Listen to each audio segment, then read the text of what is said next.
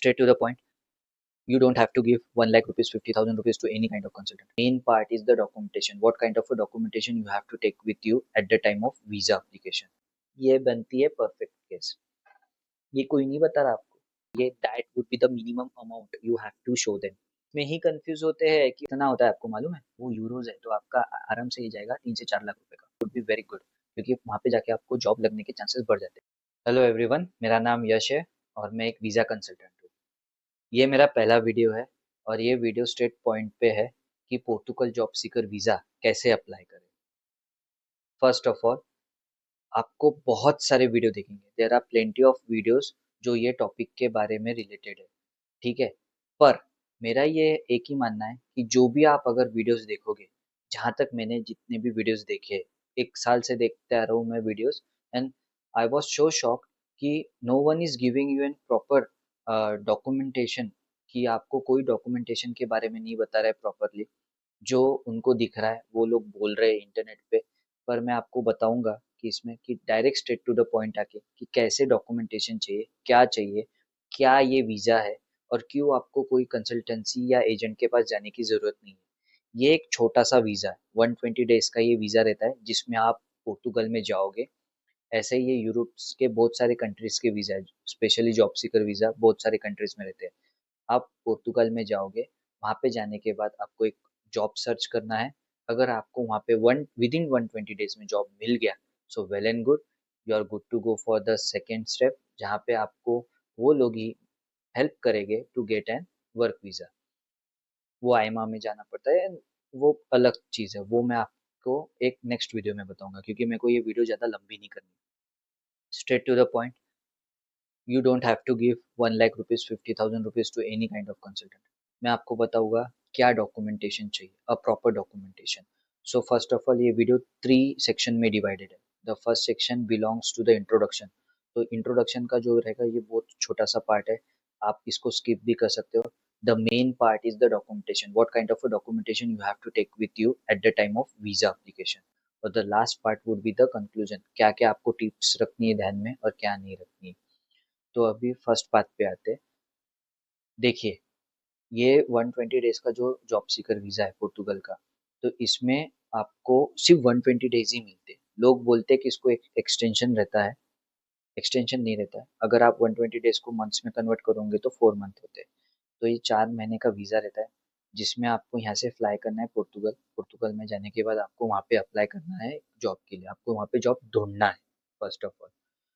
आप अगर देखोगे तो बहुत सारे वीडियोस में बोला है कि आपको आइटनरी बनानी है. आप कोई टूरिस्ट वीज़ा पे नहीं जा रहे तो आपको आइटनरी बनाने की कोई ज़रूरत नहीं. Only you have to take a good documentation like condition of stay. तो जब आप ये अप्लाई करते हो तो आपको 4 चीज़ें ध्यान में रखनी है. फर्स्ट ऑफ ऑल कि आप जो भी इंडस्ट्री से हो, आईटी, हॉस्पिटैलिटी, कंस्ट्रक्शन, कोई भी इंडस्ट्री से आप अप्लाई कर सकते हो. So you need minimum experience of 1 to 2 years. अगर 2 years का एक्सपीरियंस है that would be very good क्योंकि वहाँ पे जाके आपको जॉब लगने के चांसेस बढ़ जाते हैं. एज आप फ्रेशर अप्लाई करोगे दैट वुड बी अ मतलब सब्जेक्टिव पार्ट कि आपको वहाँ पे जाके जॉब मिलेगा नहीं मिलेगा क्योंकि वो लोग स्किल्स वर्कर को ही बुलाते हैं. और ये है ही स्किल्ड वर्कर के लिए कि अगर आपके पास अच्छी स्किल्ड है ऑलरेडी, आप वो उसमें एक्सेल कर चुके हो, तो अब आप हमारी कंट्री में आ रहे हैं, हमारी कंट्री में काम कीजिए. सीधी बात है, नो उसमें कोई दो राय वाली बात नहीं. तीसरी बात, आपको कभी भी याद रखना है कि आप जब ये करोगे तो आपको एक टाइम पीरियड रखना पड़ेगा आपके साथ जब आप ये अप्लाई करोगे. तो पहले तो मेरा एक ही बोलना है, रिसर्च कीजिए. आपको कहीं पे भी जाना है आपको पहले उसके बारे में रिसर्च करना है. लोग लैक ऑफ नॉलेज के कारण ही फंसते हैं. आप उसके बारे में पहले रिसर्च कीजिए. 1 महीना कीजिए, 2 महीना कीजिए, 15 दिन कीजिए, दैट्स योर कॉल. आपको जितना करना है पर आप बेसिक बेसिक इन्फॉर्मेशन तो भी निकाल के रखिए. सो जब आप कोई कंसल्टेंसी के पास जाते हो तो उसमें आपको उनसे आप क्रॉस क्वेश्चनिंग कर सकते हो तो आपको ध्यान में आएगा कि ओके ये क्या है कैसा नहीं है. तो ये वीज़ा के लिए तो जाने की जरूरत नहीं. आप मेरा पूरा वीडियो देखिए, आप खुद ही अप्लाई कर दोगे, एकदम परफेक्टली अप्लाई कर दोगे. आपको बताऊंगा कि कैसे फाइल करनी है. ये सब पॉइंट्स हो गए. आप एक नोटबुक लेके बैठ जाइए. 2 साल का मिनिमम एक्सपीरियंस चाहिए. आपको नीचे डिस्क्रिप्शन में एक लिंक है, IEFP लिखा हुआ है उस पे. वो लिंक पे जाइए, वहाँ से आपको एक फॉर्म भरना है। एक लेटर आएगा आपको 2 या 3 दिन में जनरेट होता है, आपकी ईमेल पे आता है, वो एक पोर्टुगल से लेटर आएगा आपको ईमेल पे। वो आपको लेटर लेके जाना पड़ता है। उस लेटर में सीधा-सीधा लिखा हुआ है कि ये बंदा इधर जाने के लिए इंटरेस्टेड है। आपको वहाँ पे आपके मिनिमम 3 तो भी टिक करना है, क्या-क्या इंडस्ट्री में आप काम करना चाहते हो, क्या-क्या विलिंगली आपकी इंडस्ट्री में आपने काम किया भी है, वो भी टिक करना है और आपकी जो बेसिक इन्फॉर्मेशन रहेगी वो सब कुछ। वो भी आपको कोई ना कोई वीडियो में दिख ही जाएगा। मैं आपको स्ट्रेट टू द पॉइंट बताऊँगा, वो सब कुछ आप डिटेल में देखना है, वो आप खुद रिसर्च कीजिए क्योंकि आप जब खुद ही रिसर्च करोगे तभी आपको सब कुछ मालूम गिरेगा। वो एक बात हुई। अब उसके बाद में आते हैं नेक्स्ट, आईएफपी का लेटर हो गया। आपको 6 मंथ्स एटलीस्ट आपके हाथ में रखने हैं। तो 6 मंथ्स अगर आपको हाथ में रखने हैं और आपने पक्का बना लिया कि आपको जाना है, तो आपको सबसे पहले अप्लाई करना है आपके पुलिस वेरिफिकेशन के लिए, पीसीसी। अब पुलिस वेरिफिकेशन भी 2 टाइप के आते हैं। कोई बोलता है कि भाई हमारे यहाँ पे नॉर्मल पुलिस वेरिफिकेशन होता है और कोई बोलता है कि हम पासपोर्ट का वेरिफिकेशन। अगर आप दोनों का वहाँ पे अगर देखोगे चेकलिस्ट में, पोर्टुगल जॉब सीकर वीज़ा की चेकलिस्ट भी मैंने डाल दी है जो वीएफएस को लगती है और जो एम्बेसी को लगती है डॉक्यूमेंटेशन की, वो भी नीचे लिंक्ड है, पर उसमें बहुत सारी चीज़ें अनक्लियर्ड है, तो मैं आपको एक क्लियर करके बता देता हूँ। अगर आप पीसीसी ले रहे हो आपके डिस्ट्रिक्ट ऑफिस से, मतलब मैं जैसे महाराष्ट्र में रह रहा हूँ तो महाराष्ट्र का खुद की पुलिस की वेबसाइट, वहाँ पे जाके भी अप्लाई कर सकते हो तो आपको पीसीसी देगी। वो भी एक वैलिड पीसीसी है पर उसके लिए आपको अपोस्टाइल करना पड़ता है। अब ये अपोस्टाइल क्या है? Apostille is nothing, that is an verification process जो होती है दिल्ली में। So you have to send your documentation to the Delhi. वहाँ पे मैं आपको कोई उनके नंबर्स भी दे दूंगा एजेंट्स के जो आपका काम एकदम इजी करवा देंगे विद इन मिनिमम चार्जेस के साथ। तो आप उनसे डायरेक्टली कांटेक्ट कीजिए, आपके यहाँ से डॉक्यूमेंटेशन दीजिए, वहाँ पे भेज दीजिए। मुंबई वालों को अलग है और मुंबई वालों को वहीं के वहीं करवाना है, वो मुंबई में होता है तो उसके भी एजेंट लोग हैं। उसका भी नंबर मैं दे दूंगा आपको, या आप गूगल भी कर लोगे अपोस्टल एजेंट्स, तो आपको बहुत सारी लिस्ट मिल जाएंगी, तो आप कोई भी उसमें से ले लो, मैं भी दे दूंगा। तो वो उसमें ऐसा रहता है कि अगर आपने अपोस्टाइल आपको करवाना पड़ेगा जो आपका डिस्ट्रिक्ट का पीसीसी, अगर आप लोकल पुलिस स्टेशन थाना जाके लेते हो, so that you have to do apostille. उनको दे दीजिए, they will do the apostille and they will give it to back. ठीक है, ये only in case of this. अगर आप वहाँ से पीसीसी लाते हो the original PCC from the passport office, then you don't need to do the apostille. आप ओरिजिनली उनको सबमिट कीजिए, you will get a 2 copies अगर आप पासपोर्ट का पीसीसी अप्लाई करते हो, and that would take around 15 to 20 days, कभी कभी 1 मंथ भी लगता है। तो उसके लिए आपको एटलीस्ट 1 मंथ उसका चले जाएगा, तो सबसे पहले आप वही अप्लाई कीजिए। ये लेटर, ये लेटर अगर आपने बाद में भी लिया, ये लेटर पहले लेने की जरूरत नहीं क्योंकि इसका टाइम पीरियड रहता है 3 मंथ्स का। So it's better to take the letter afterwards. आप पहले पीसीसी के लिए अप्लाई कर दीजिए। जैसे आप पीसीसी के लिए अप्लाई करोगे, अगर आप पासपोर्ट से कीजिए तो दैट्स वेल एंड गुड, वो आपको डायरेक्ट 2 आ जाएगी copy. Take that 2 copies, keep एक आपके पास रखिए, and 1 copy you have to submit with your visa application. वो हो गया। उसके बाद में आपको अप्लाई करना है, बाकी आपके डॉक्यूमेंट्स गैदर करना है। अब ये बाकी डॉक्यूमेंट्स क्या गैदर करना है? फर्स्ट ऑफ ऑल, आपको सबसे पहले आपका एक सीवी बनाना है। ठीक है, CV you don't have to submit over इसमें एम्बेसी में, there is no need to submit your CV because आपके कवर लेटर में ही सब कुछ लिखा रहेगा आपका। So there is no need to submit your CV, but for a safer side you can submit by your willingly. मतलब अगर आपको सबमिट करना है तो कोई आपको रोक नहीं सकता है, आप डायरेक्टली उनको बोल सकते हो कि भैया मेरा सीवी भी इसमें लगाइए। सीधी बात है। इमिग्रेशन जो ऑफिसर रहता है उसको कोई ज़रूरत नहीं रहती सीवी देखने की, पर आपको लगाना है, आप लगा दीजिए, एक वेल एंड गुड चीज़ है, वो एक्स्ट्रा की चीज़ है। पर वहाँ पे जाके CV would play a main role. मैं आपको सच बात बताता हूँ, आपका सीवी यूरोपास चाहिए, वो मैं आपको एक किसी और वीडियो में बता दूंगा, या आप कोई भी वीडियो देख लो यूरोपास सीवी कैसे बनता है। द सेकेंड चीज would, the second document would be your, एक वो हो गया आपका एक कवर लेटर। सी कवर लेटर का format I will give you, ठीक है, पर मैं एक आपको बेसिक इन्फॉर्मेशन देता हूँ कि cover how to make an cover letter. देखो cover letter is not a big deal कि आपको बहुत कुछ उसमें ये करना है, अरे यही फॉर्मेट चाहिए, ना ना ना ना। कवर लेटर का फॉर्मेट जितना सिंपल रखो that would be very basic for you. See, उसके पास जो वीजा इमिग्रेशन ऑफिसर है, they don't have that kind of time कि वो आपका पूरा कवर लेटर पढ़े यार, 5-6 पेज का है यार, एक नंबर बंदा है, no no. They will just read a single page cover letter, in that you have to explain each and everything point by point. Who are you, why you are going to Portugal, what are your future plans, and what kind of experience do you have right now. That's it. That's it. बस that would be your cover letter. सुन लो मेरी बात, cover letter. अब उसमें मत आ जाना, पहले सुन लो पूरी बात कि अरे सर उसमें लिखना पड़ता है कि हम वहाँ पे जाके क्या करना। सुन लो, that is your cover letter. Next document, वो आपका है कंडीशन टू स्टे या आप इंटेंट टू स्टे, दोनों एक है, कंडीशन और इंटेंट।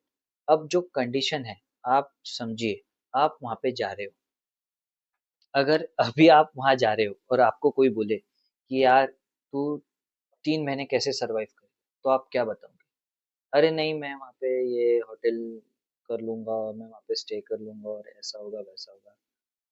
सी बॉस, आप वहाँ पे होटल लीजिए या कुछ भी कीजिए, वो आप नहीं हो पाओगे, क्योंकि आपको वहाँ पे एक्सप्लेन करना है। You have to explain the immigration officer in a proper way that आप कैसे वहाँ पे सरवाइव करोगे, आप कैसे वहाँ पे रहोगे, what are your plans.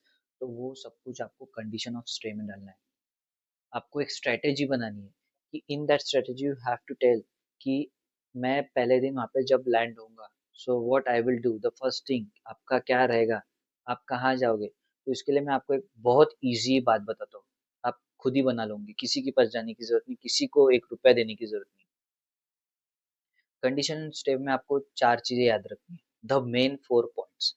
The first point, आप वहाँ पे जा रहे हो तो कैसे जा रहे हो, flight details each and everything वो आपको उसमें डालनी है। दूसरा, वहाँ पे लैंड होने के बाद आप सबसे पहले क्या करोगे? देखो, अगर आप डमी भी होटल बुक करके अगर आप बोल रहे हो booking.com में जाके, आपको लोग बोलेंगे वहाँ पे अरे डमी बुक कर लो, डमी। डमी आप सबसे सस्ते से सस्ता रूम कितने का होगा आपको मालूम है? और आपको ये प्रॉपर 120 डेज का है, तो आपको प्रॉपर 118 डेज याद रखना, 118 दिन का आपको बुकिंग दिखाना है।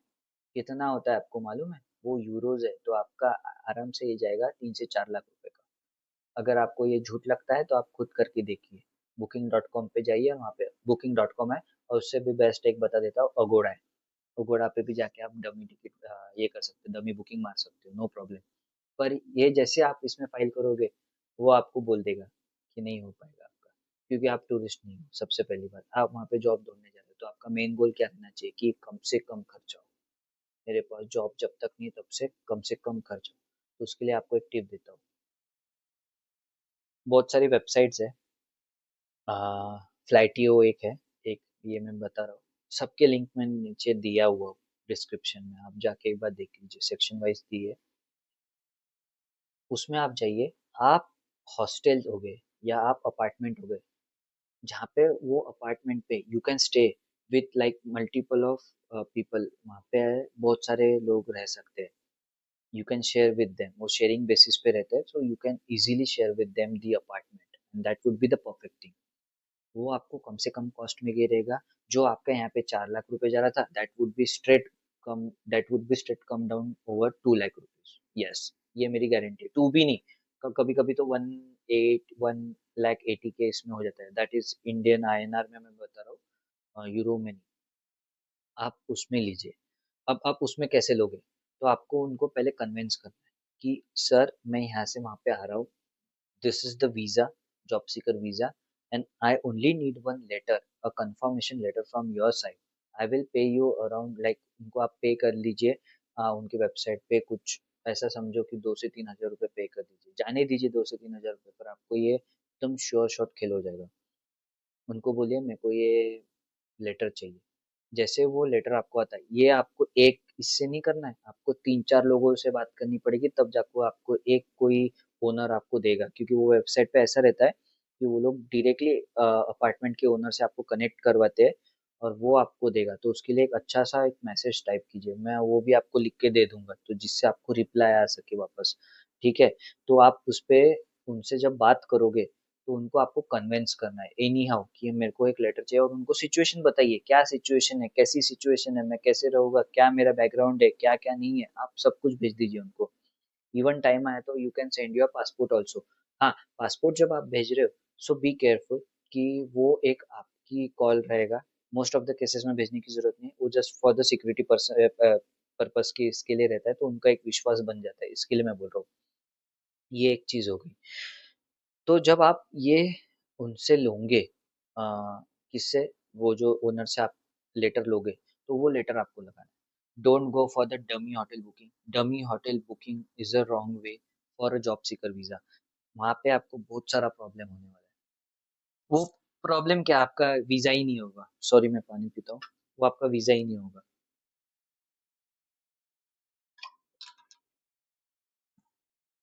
ठीक है, अब वो हो गया।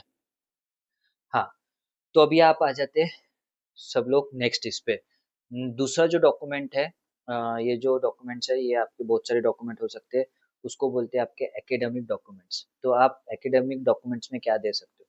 सबसे पहले आपकी डिग्री दे सकते हो, कॉलेज की डिग्री। ऑफ कोर्स जो आपने कोर्स किया होगा उसकी डिग्री होगी, या सर्टिफिकेट होगा, या डिप्लोमा होगा, जो कुछ होगा वो आप उसमें लगा दो।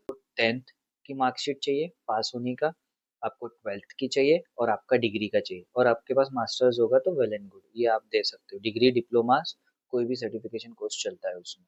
ओनली आपको उनको बताना है कि आपका सबसे हायर एजुकेशन क्या है, तो वो आपको डिनोट करेगा। तो ये जब आप दोगे, आप ये ओरिजिनल तो नहीं दोगे, आपको इसकी जेरोक्स निकालनी पड़ेगी। वो चीज़ के लिए आपको इसको अपोस्टाइल करना पड़ेगा।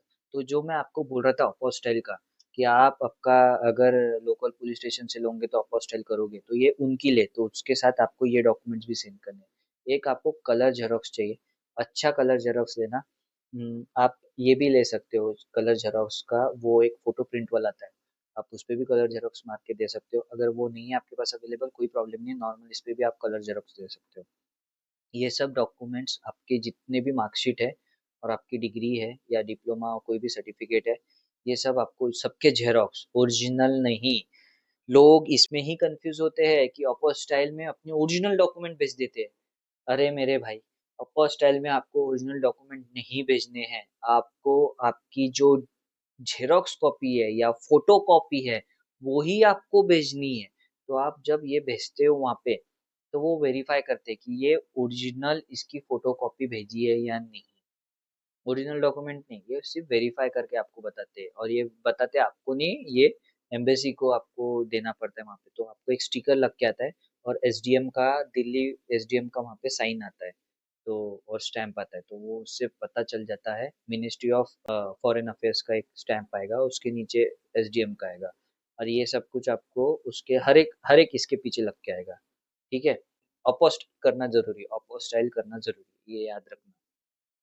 एकेडमिक डॉक्यूमेंट्स हो गए आपके, ठीक है। Financial documents. अब फाइनेंशियल डॉक्यूमेंट्स क्या है? कुछ भी नहीं। फाइनेंशियल डॉक्यूमेंट्स मतलब अगर आप कहीं वर्क कर रहे हो, तो आपके अकाउंट में एट लीस्ट 2280, तो आपको करंट आपके अकाउंट में 2280 यूरोस चाहिए। That would be the minimum amount you have to show them. ये रिजर्व चाहिए, मतलब ये पड़ी हुई तो चाहिए। You don't have to touch that amount. तो सीधी बात है, ये आपके पास चाहिए। Liquidity directly, they will not consider the FDs, और आपका जो कुछ है बाकी savings wavings, no no no, that would be in liquid cash, और वो आपके बैंक में चाहिए। बैंक में any how, that would be in your bank. ठीक है, that is the minimum amount. 2280 आज के रेट में कितना होता है वो आप लोग कन्वर्ट करके देख लेना। बट आई वुड से कि कभी आप ये इतने कम थ्रेशोल्ड पे मत कीजिए, ये लोग नहीं कर पाएंगे आपका। आपको मिनिमम आपके अगर अकाउंट में चाहिए, तो 6 महीने पहले या 7 महीने पहले, ये मतलब अप्लाई करने के 6 महीने या 7 महीने पहले, ये कोई नहीं बताएगा, कोई भी नहीं बताएगा, मैं आपको बता रहा हूँ। 6 या 7 महीने पहले ही आप आपके अकाउंट में डाल दो आप, कोई प्रॉब्लम नहीं है। कहाँ से भी अरेंज कीजिए, आप आपके अकाउंट में डाल दीजिए। ठीक है, जब आप ये अप्लाई करने जाओगे तब, जब आप ये 6 महीने 7 महीने पहले डालोगे, तो क्या हो जाएगा, ये आपके पास रहना चाहिए। और किसी से भी आप जब मांग रहे हो, तो उनको बोलना भैया ये मेरे को 1 साल के लिए चाहिए, डायरेक्टली 1 ईयर। चाहिए मतलब चाहिए, उसको बोल दो आप डायरेक्टली कि मेरे को 1 साल के लिए ये चाहिए, तो ये आप लो उनसे या नहीं तो मत लो, सीधी बात है। लोन भी ले रहे हो तो 1 साल के लिए, तो ये वो मतलब है। तो आप जब ये आपके अकाउंट में डाल के रख दोगे, at the day of visa, आपका डेट जो रहेगी, वीजा की डेट रहेगी, बिफोर 2 और 1 day ago you have to go for a bank statement.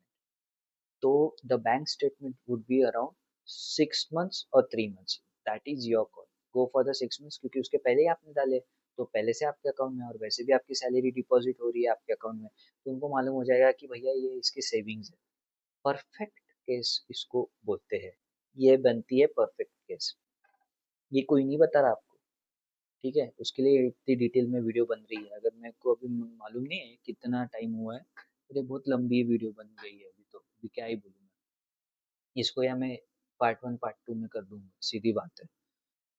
तो ये फाइनेंशियल डॉक्यूमेंट में आपको सबसे मेन है आपका फाइनेंशियल स्टेटमेंट। फाइनेंशियल स्टेटमेंट जब आप निकालने जाओगे बैंक स्टेटमेंट, तो आपको बैंक में जाना है। ईच एंड एवरी पेज पे बैंक का स्टैम्प चाहिए और उनकी मैनेजर की साइन चाहिए। याद रखना, ईच एंड एवरी जो भी पेज रहेगा, उसके बॉटम ऑफ द साइड में स्टैम्प प्लस मैनेजर की sign, that is the most important part. अगर आपके पास सिर्फ स्टैम्प है and you don't have a sign of your bank manager, वो आपको रिजेक्ट कर देंगे, ये भी याद रखना। तो ये दो चीज हमेशा है, ये कोई नहीं बताएगा आपको, ठीक है। ये भी हो गया। अब ये फाइनेंशियल आपका डन है। पर अगर आपको, आपके पास नहीं है 6 लाख रुपए और कोई आपको स्पॉन्सर कर रहा है, तो कैसे करें? Your father can sponsor you, your brother can sponsor you, your friend can sponsor you, your mother can sponsor you, anybody can sponsor you, पर उसके लिए एक वैलिड रीजन चाहिए। फॉर दैट आपके जो भी फादर है, तो उनके खुद के बैंक अकाउंट में दैट वुड बी अराउंड, अगर 6 लाख है तो आपके उनके बैंक में और प्लस 6 लाख रुपीज चाहिए, मतलब 12 लाख। 12 लाख में से अगर वो आपको 4 लाख रुपीज दे रहे हैं या 6 लाख रुपीज दे रहे हैं, that would be the appropriate amount, और तब जाके वो आपको स्पॉन्सर कर सकते हैं। स्पॉन्सर किया उनने आपको, आप बोलोगे सर मेरे फादर के पास तो एफडी है, मेरे फादर के तो सेविंग में पैसे हैं, मेरे फादर के तो इधर रखे हैं। नहीं नहीं नहीं नहीं, एक दिन सडनली आप कैश लेके आ जाओगे और आपके बैंक में जमा कर दोगे आपके फादर के बैंक में, तो नहीं हो सकता। आपको एक वैलिड, एक आपको बैंक स्टेटमेंट बनाना है, तो उसके लिए आप जो कुछ करना है 6 महीने पहले करना चालू कर दो, सीधी बात है। 6-7 महीने पहले करना चालू कर दो, बैंक में जाके डाल दो, और उसके बाद में आपको आपकी बैंक के जो 6 महीने पहले आपको जो आपके फादर ने पैसे ये किए, तो आपके बैंक, उनके बैंक में डिपॉजिट किए, तो उनकी एक ये लगेगी bank statement, same procedure, stamp और साइन चाहिए मैनेजर की, बैंक मैनेजर की। वो आपके बैंक में ट्रांसफर करेंगे, तो उसके लिए आपका वही सेम चीज लगेगी। ट्रांसफर कर दिया, वो एंट्री डिपॉजिट हो गई। दोनों बैंक में अभी 6-6 लाख रुपए है, अगर 12 लाख है तो, या इधर 4 है या इधर 7 है, ठीक है, जो कुछ है अमाउंट। अब वो सब है, बराबर है। अब इसमें क्या है, आपको एक स्पॉन्सरर का एक आपको लेटर बनाना है। तो ये लेटर कैसे बनेगा? ये लेटर का एक फॉर्मेट है, इसके मैं वीडियो के नीचे मैंने लिंक दी हुई है, आप उस पे जाके वो फॉर्मेट ले लीजिए, या मैं कोई दूसरे वीडियो में दे दूंगा, जैसा भी होता है मैं देखता हूँ। वो एक फॉर्मेट है, तो फॉर्मेट आपको उस पे लिखना पड़ेगा। वो फॉर्मेट में सीधा लिखा होगा कि मैं ये XYZ पर्सन को स्पॉन्सर कर रहा हूँ, इसके पोर्तुगल जॉब सीकर वीजा के लिए जो भी इसके एक्सपेंसेस रहेंगे वो मैं बेयर कर रहा हूँ। इन फर्दर केस आगे जाके भी कुछ रहेगा तो वो भी मैं करूँगा। इसको आपको एक नोटराइज करना है, और आपको इसको नोटराइज करके कोई भी आप लॉयर के पास चले जाइए, वकील के पास, वो जो इसके बाहर बैठे रहते हैं, तो अपना कोर्ट के आगे बैठे रहते हैं, तो उनके पास जाके आप कोई भी इससे नोटराइज कर सकते हो। एक बार वो नोटराइज हो गया प्रॉपरली, 100 रुपीज़ के स्टैम्प पेपर पे करना, कभी भी याद रखना, 100 रुपीज़ का स्टैम्प पेपर चाहिए और उस पर वो नोटराइज होता है। ऐसे कोई भी इस चीज़ पे नोटराइज नहीं कर सकते आप। उस पे कर लीजिए। उनका पासपोर्ट लगेगा, पासपोर्ट नहीं है तो अभी अप्लाई कर दो तो आ जाएगा पासपोर्ट, नहीं तो उनका पासपोर्ट रहना जरूरी है, कोई भी रहे, चाचा मामा लड़का भाई ताई, कोई भी रहे, उसका पासपोर्ट रहना जरूरी है। तो passport is most important part. उसका पासपोर्ट का एक फोटो लगेगा और आधार कार्ड का एक फोटो लगेगा, ये दो फोटो उसके साथ लगेगा, और वो भी नोटराइज चाहिए। ये एक पूरा बंडल तैयार हो जाता है, और जब आप सबमिशन के लिए जाओगे तो आपको ये पूरा एक बंडल ही उनको देना है। तो टोटल आपके कितने डॉक्यूमेंट हो गए? 1 2 3 4 5 6, ये 7 अगर आप स्पॉन्सर करते हो तो। कोई भी अगर आपको डाउट है, कोई कुछ भी एनी काइंड ऑफ डाउट, आप मेरे को वन ऑन वन कन्वर्सेशन आप मेरे से कर सकते हो। मैं आपको एक काम करूँगा, मेरा ईमेल एड्रेस दे दूँगा, तो आपको डायरेक्टली ईमेल पे भेज दीजिए मेल, और आप मेरे से कांटेक्ट कर लीजिए। अ, ये वीडियो के लिए तो मैं इतना ही रखता हूँ। मेरे को मालूम है ये आधी वीडियो बनी है और भी डॉक्यूमेंट है, वो आई थिंक सो मैं नेक्स्ट पार्ट में बताऊँगा, ठीक है? क्योंकि बहुत लंबी हो गई है वीडियो। सबसे पहले तो आपको यही डॉक्यूमेंट मतलब फाइल करने में टाइम लगेगा। तो आप तो पहले तो ये करना चालू कर दीजिए, अगर आपको आगे अप्लाई करना है तो, क्योंकि अभी आएंगे डेट्स अगले साल के स्टार्टिंग में, या अभी कोई ये मंथ के एंड तक आ जाते हैं, तो इसके लिए बोल रहा हूँ। तो आप पहले अभी ये डॉक्यूमेंट गैदर करना चालू कर दीजिए, फिर मैं आपको और डिटेल में आगे की इसमें बताऊंगा कि क्या डॉक्यूमेंट पेंडिंग रहते हैं, और कंडीशन ऑफ स्टे कैसे बनाते हैं, और बुकिंग कैसे करते हैं, वो सब कुछ फिर मैं आगे के वीडियो में बताऊंगा, ठीक है? Okay guys, thank you everybody. अगर आप अभी तक इधर हो, मैं थक चुका हूँ, सही में मैं बोल रहा हूँ, मैं थक चुका हूँ, और ये बोरिंग सी होगी वीडियो, पर ये इन्फॉर्मेटिव होगी फॉर श्योर, ठीक है? बाकी आपको कैसी लगी आप मुझे बता सकते हो अंदर नीचे कमेंट्स में, और आपको और ऐसी वीडियो चाहिए तो मुझे सब्सक्राइब कीजिए मेरे चैनल को, और बताइए कि और क्या टॉपिक पे वीडियो बनाना चाहिए। पहले तो अभी ये वीडियो इसकी नेक्स्ट पार्ट बनेगा, ठीक है?